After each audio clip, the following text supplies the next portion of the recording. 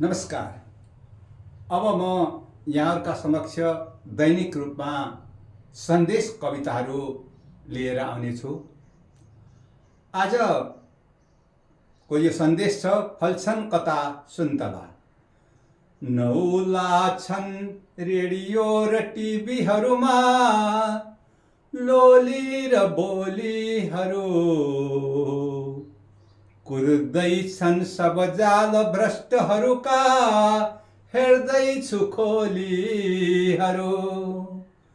सुन्दैनन् अब कर्णका दुई दुला, सुन्दैनन् अब कर्णका दुई दुला, लुच्चा र झुट्टा कुरा खोज्दैछन् सुरभि यी दृष्टिहरूले, फल्छन् कता सुन्तला।